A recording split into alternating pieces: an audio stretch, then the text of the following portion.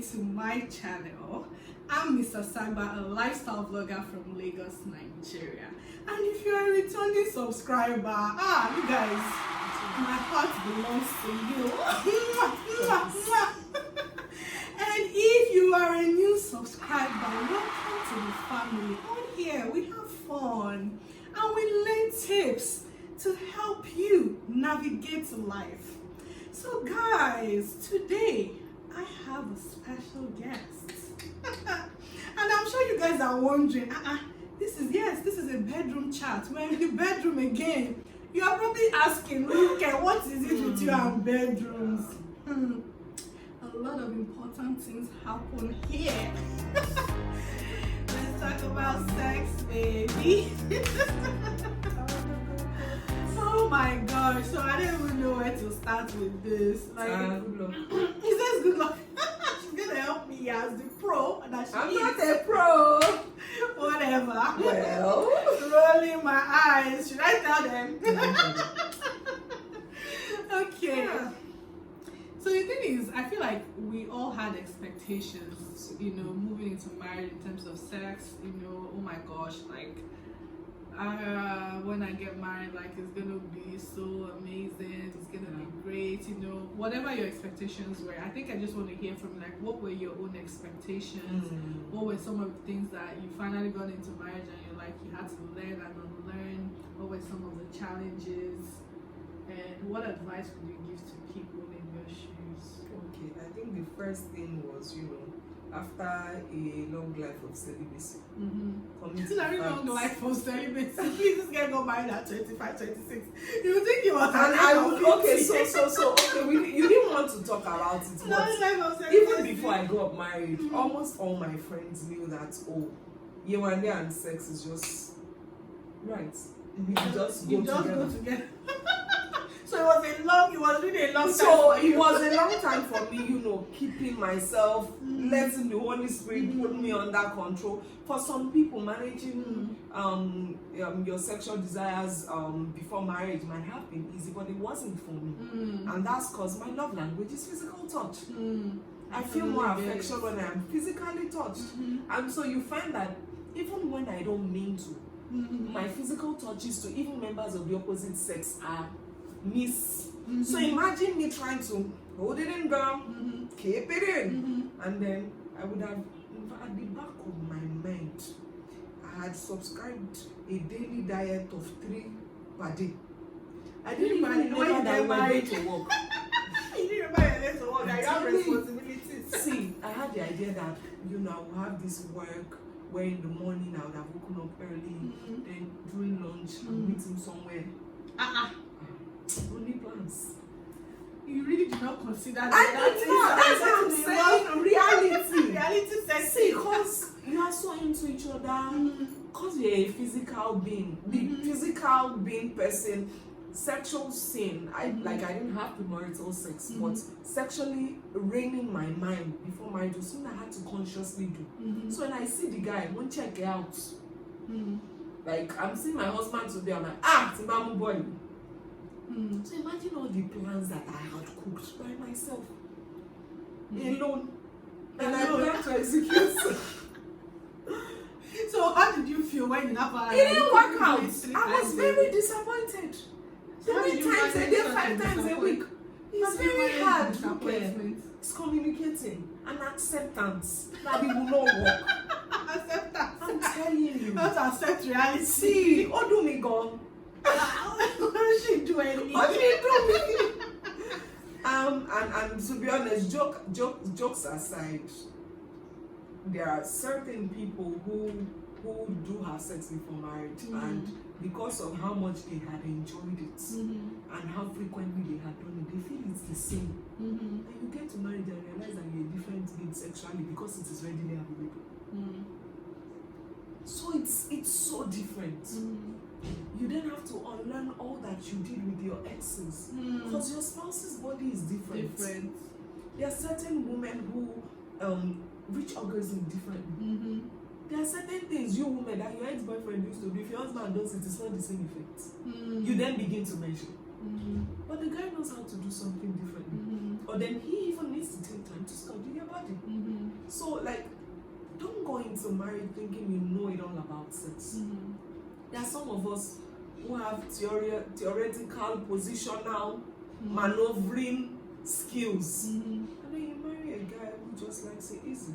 What do? You create balance, my dear.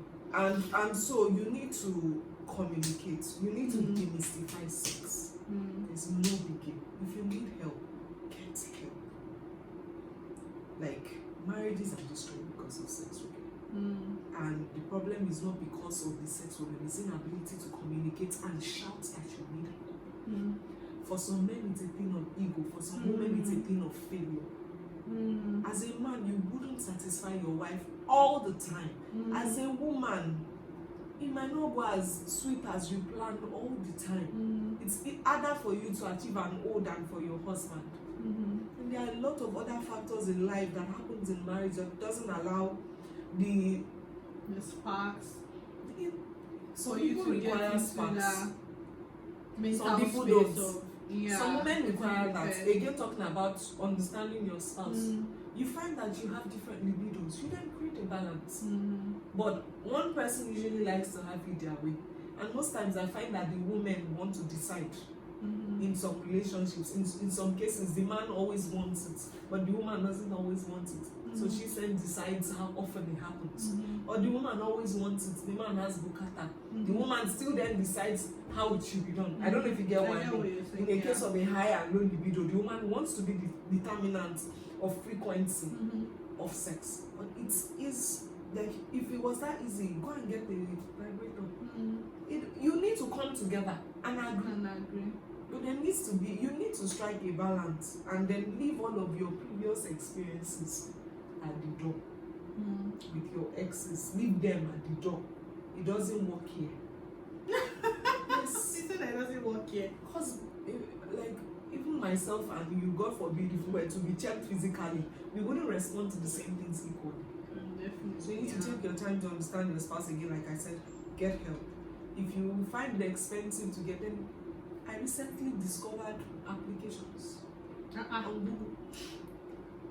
I will teach you, like, if you know that you guys are not on point on sparks, there are daily apps. I'll set you reminders. Have you done this today? Send a log note to your spouse. If you are struggling, if you are bored, that is only a particular position you people are doing. Tips on how to even do those new positions you want to try. There are books that will teach you the kind of positions that you achieve orgasm with as a woman and as a man. And it's learning is not just for one person. It's for the two of you. It's not that it's only you that will be learning how to do better. Your husband is not learning, or is the husband, the wife is not learning. If you are in marriage and one person is studying spirituality, just know that you people will be praying. Because you would operate from the place of knowledge. If you are learning about financial planning only, people will just be investing. People forget that there is parenting, there is marriage, there is managing in-laws, there is sex, there is career. So you need to learn about all these things. Nobody is an embodiment of knowledge. No matter how smart you are, Bill Gates is still reading now. Come on. Everyone, you need to learn. And you're not an expert. And so even the ones that you're an expert at, knowledge is evolving. Very true. Knowledge is evolving. What applied yesterday does not apply today. So, you know, and be open to trying out new things. Be open to take a willing ear to your spouse. Let them speak freely and don't take anything to heart. Because if you both are happy sexually, marriage, beyond the kitchen, a lot is cooked in the bedroom. A lot.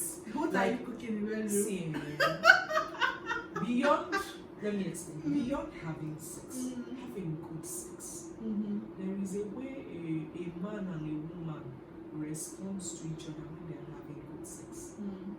It's easier to have a conversation. It's easier to get money. It's easier for you to be heard because you have broken a lot of emotional barriers. It's easier. It makes everything become soft landing. Even if you vex, but just say, I don't like what you did. Unlike when it's happening and it's not happening well.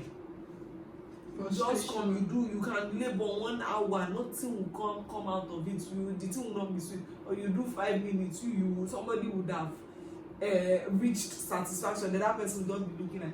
Is it me you want to talk the next morning about how I wasn't patient with you? It's not gonna work.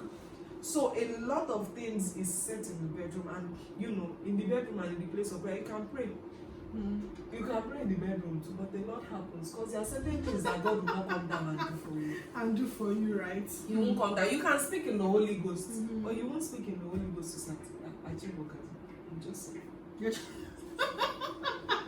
Please, I'm not the one that said any of this, so I know. Like I said, don't deprive your spouse of things that they can't go outside to get, and then you give excuses like, oh, it wasn't romantic today. My dear, get off your high horse. Or my guy, get off your high horse and do the needful. Learn if you need to learn, but don't starve people's children. Also, don't starve people's children. Our younger games, my people, be patient. Be patient. We know it is. Some of us think it is food, but they said it is no food. The one that you get, manage it. But let it be worth it. I'm just saying, be understanding and be tolerant. You get so yeah. That's about it. All right, guys. Guys, let me say something. This is the first question that you didn't have a backup question for. What happened? I'm shy. I'm shy. Please, let's demystify sex in marriage. Let's demystify sex in marriage. Let's demystify it. Let's address those issues, I beg. Please. Very important. Actually, yeah.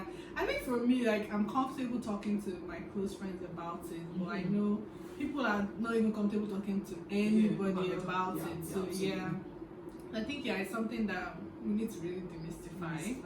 Yeah, and hopefully, I'm not married, so I can't really say much. I can't really give advice about sex in marriage. So yeah. So, right. Anyways, all right. So guys, thank you so much for watching. And Youre, what would you like to say to my viewers? I would say thank you for listening. Thank you for subscribing. Please keep on subscribing. Thank you. And share the content with your friends, especially when you feel it's relevant and it's relatable, right?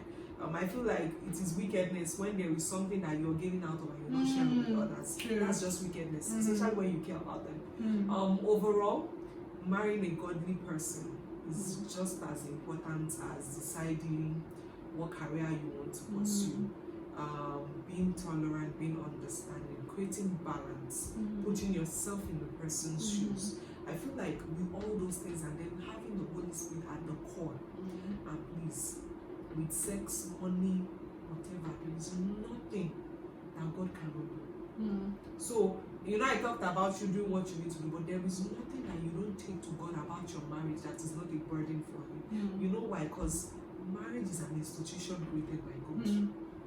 You get, so in his institution, he has laws. You call him that Baba God, come. This thing not the work. Solve them. And he shows up. So for me, those are like the basics, and all the other details are in the video, guys. Please watch, learn, share, and also comment, share your thoughts. Do you agree? You don't agree?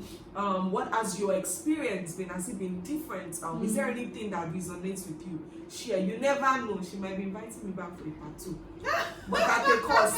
At a cost. I like that. So you see, guys, I'm blessed with friends who have a lot of wisdom. So hopefully I'm going to be coming into marriage armed. And that's what I want you guys to also have, because they have a lot of experience, they have a lot of knowledge, and some of them are also willing to share both the pros and the cons and how they've been able to, maneuver certain situations and handle certain issues that they've experienced in their marriage. So I hope you guys really learned a lot from this episode. And if you found, like my friend said, if anything resonated with you, you found anything interesting or something you think you disagree with or agree with, drop it in the comment section. And please don't forget to subscribe.